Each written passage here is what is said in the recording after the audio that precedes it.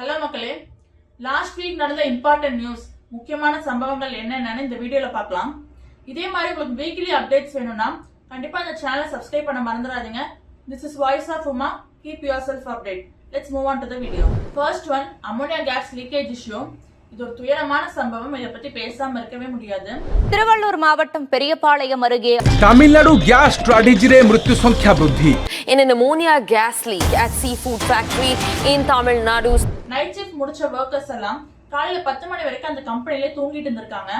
So அங்க இருக்க காத்துல அம்மோனியா கேஸ் கலந்து அதை சுவாசிச்சு மூச்சு திணறல் ஆயிருக்கு. இது வரைக்கும் 9 பேர் இறந்திருக்காங்க. 60க்கும் மேற்பட்டோர் சிகிச்சையில் இருக்காங்க. ஆக்சுவலி இந்த சம்பவம் எங்க நடந்துச்சுன்னா, தமிழகத்துல திருவள்ளூர் மாவட்டத்துல கன்னிகை பேருன்ற கிராமத்துல கடல் உணவுகளை பதப்படுத்தப்பட்டு எக்ஸ்போர்ட் பண்ற ஒரு நிறுவனம் இருக்கு, ஒரு private company, Saint Peter and Paul sea food exports private limited. இந்த பிரைவேட் கம்பெனில day shift and night shift இருக்கு. ஸோ டே ஷிஃப்ட்டுக்கு ஃபுல்லா தமிழ் பீப்புள்ஸ் வச்சிருக்காங்க. நைட் ஷிஃப்ட்டுக்கு நார்த் இந்தியன்ஸ், ஒடிசா, ஜார்க்கண்டை சேர்ந்தவங்க தான் வச்சிருக்காங்க. இந்த நைட் ஷிஃப்ட்ல 70+ ஒர்க்கர்ஸ் இருந்தாலும் 60+ உமன்ஸ் தான் இருக்காங்க. சோ அப்படி வேலை செஞ்சுட்டு தூங்கிட்டு இருந்தவங்க மேலதான் அமோனியா கேஸ் பரவி இருக்கு. அதை சுவாசிச்சோனையும் மூளை, கண்கள், சுவாச குழாய், லிவர், இந்த மாதிரி எல்லா பார்ட்ஸுமே ரொம்ப பாதிப்படைஞ்சிருச்சு. முகம்லாம் வீங்கி ரத்தம் எல்லாம் வெளில வந்துருச்சு. இந்த அளவு அமோனியா கேஸ் தாக்கம் இருக்கும்னு யாருமே நினைக்கல. ஜூன் 21 சண்டே தான் இந்த சம்பவம் நடந்துச்சு. இது நடந்த கொஞ்ச நேரத்திலேயே மக்கள் நல்வாழ்வுத்துறை அமைச்சர் அருண்ராஜ் அந்த இடத்துக்கு வந்துட்டாரு. அவர் என்ன சொன்னாருன்னா, இது வரைக்கும் தமிழகத்திலே இந்த அளவு அமோனியா கேஸ் கலந்ததே இல்ல. சோ காத்துல எவ்வளவு கலந்துருக்குன்னா 300 ppm பார்ட்ஸ் பர் பில்லியன் கலந்திருக்கு. இது வரைக்கும் நடந்ததுல ரொம்ப உச்சகட்டமான அமோனியா கேஸ் வந்துட்டு கலந்திருக்குன்னு சொல்றாங்க. அடுத்து மாவட்ட ஆட்சியர் கவிதாவும் அங்க வந்துட்டாங்க. அவங்க என்ன சொல்றாங்கன்னா, கடல் உணவுகளை பதப்படுத்துறதுக்கு ரெஃப்ரிஜரண்ட் யூஸ் பண்றாங்க. அதுல இருந்து கூலண்ட்ல தான் இந்த மாதிரி அமோனியா கேஸ் வந்து லீக் ஆயிருக்கு. சோ அதை சுவாசிச்சனாலதான் மக்களுக்கு இந்த நிலைமை அப்படின்னு சொல்லியிருக்காங்க. உடனே பாதிக்கப்பட்டவங்களை பிரைவேட் ஹாஸ்பிட்டல்ஸ்க்கு, ராஜீவ்காந்தி ஹாஸ்பிட்டலுக்கு கூட்டிட்டு போயிட்டாங்க. ஃபர்ஸ்ட் இறந்தவங்களோட எண்ணிக்கை 2-3 தான் இருந்துச்சு. இது வரைக்கும் 9 பேர் இறந்துட்டாங்க. பிரதமர் நரேந்திர மோடி, முதலமைச்சர் விஜய் அண்ணா, இவங்க எல்லாருமே வந்துட்டு இரங்கல் தெரிவிச்சாங்க. அது மட்டும் இல்ல, அரசு சார்பா 2 லட்சம் கொடுப்போம்னு சொல்லியிருந்தாங்க. பட் எதிர்கட்சி எல்லாம் இதை 10 லட்சமா உயர்த்துங்க, இறந்தவங்களுக்கு 10 லட்சமும் பாதிக்கப்பட்டவங்களுக்கு 5 லட்சமா கொடுங்கன்னு சொல்லியிருந்தாங்க. ஏன்னா இவங்கெல்லாம் வட மாநிலத்தவர்கள், நம்ம ஊருக்கு பிழைப்பை தேடி வந்திருக்காங்க. சோ இப்படி வந்தவங்களுக்கு இந்த மாதிரி ஒரு கொடூரமான சம்பவம் நடந்தது, இது ஏற்கத்தக்கதே இல்ல. அதனால நிவாரண தொகை அதிகப்படுத்தவும், இறந்தவங்களோட பாடி எல்லாம் அவங்க ஊருக்கு போற செலவு எல்லாமே அரசே ஏத்துக்கணும்னு எதிர்கட்சி சொல்லியிருக்காங்க. செகண்ட் இன்ட்ரெஸ்டிங் நியூஸ் என்னன்னா, தாய்மாமன் கோல்ட் ரிங் ஸ்கீம், தாய்மாமன் தங்க மோதிர திட்டம் முதலமைச்சர் விஜய் அவர்கள் அறிவிச்சிட்டாரு. இதுக்காக வருஷத்துக்கு 755 கோடி நிதி ஒதுக்கி இருக்காங்க. இந்த திட்டம் எப்ப இருந்து ஸ்டார்ட் ஆகும்னா, செப்டம்பர் 15 அண்ணா பிறந்த நாள் அன்று துவக்க விழா நடத்த போறாங்க. ஆனா இது விஜய் அண்ணா பிறந்த நாள் ஜூன் 22 இருந்தே நடைமுறைக்கு வந்தாச்சு. ஜூன் 22 இருந்து கவர்மெண்ட் ஹாஸ்பிட்டல்ல பிறக்கிற எல்லா குழந்தைகளுமே இந்த திட்டத்துல வந்து பயனுள்ளதா இருக்கும். இந்த திட்டத்துக்குள்ள நீங்க வரணும்னா இதுக்கு 2 எலிஜிபிலிட்டி தான். இது only for girl babies, bye babies அப்படிலாம் கிடையாது. கவர்மெண்ட் ஹாஸ்பிட்டல்ல பிறந்த எல்லா குழந்தைகளுக்கும், அடுத்து நிரந்தரமா தமிழ்நாட்டை சேர்ந்தவங்களா இருக்கணும். இந்த 2 எலிஜிபிலிட்டி மட்டும் இருந்துச்சுன்னா நீங்களும் அந்த திட்டத்துல பயன்பெறலாம். எதன் அடிப்படையில் இந்த 755 கோடி நிதி ஒதுக்கி இருக்காங்கன்னா, இப்ப போன வருஷம் கணக்கீடுபடி வருஷத்துக்கு 8 லட்சம் குழந்தைகள் பிறந்திருக்காங்க. ஆனா கவர்மெண்ட் ஹாஸ்பிட்டல்ல 5 லட்சம் குழந்தைகள் பிறந்திருக்காங்க.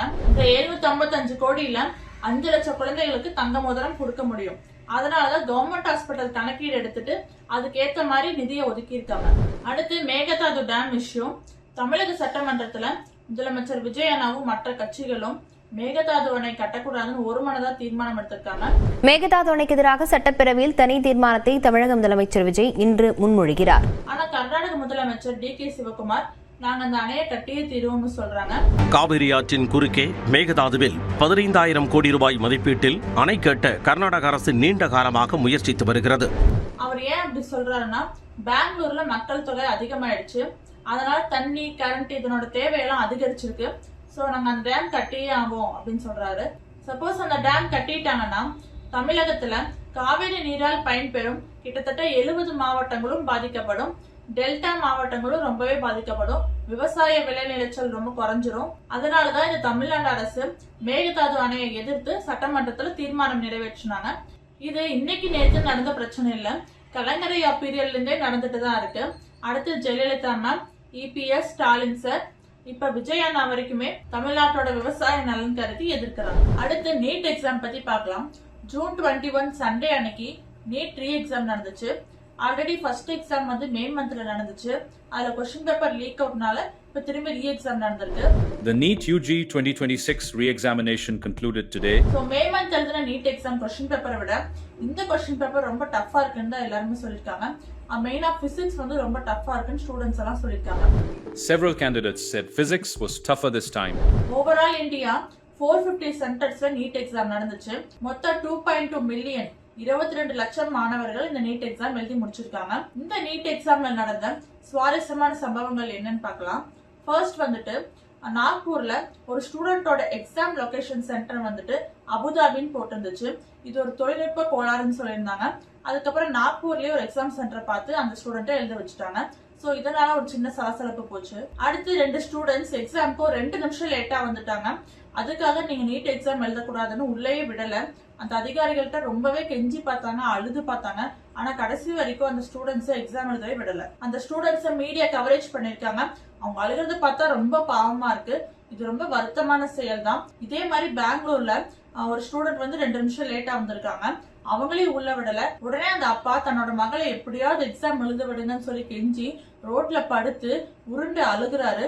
அதை பாக்குறப்ப நம்ம நெஞ்சமே பதறுது.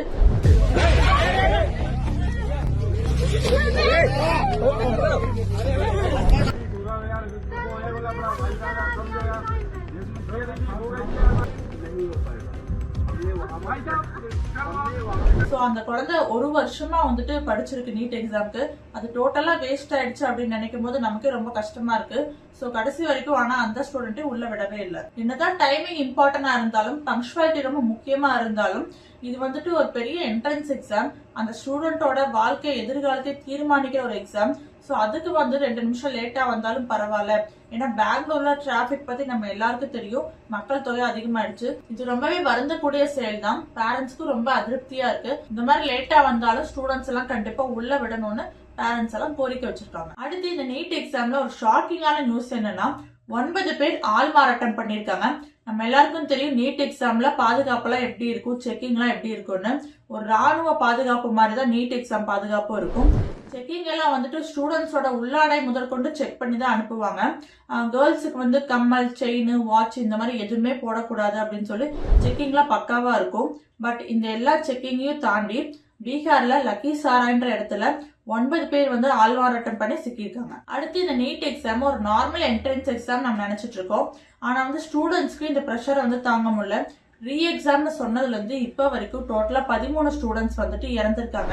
I am going very far away. I don't know where I am going. These were the last words of Umesh Mali from Rajasthan's Navalgarh. I'm afraid to take the test again.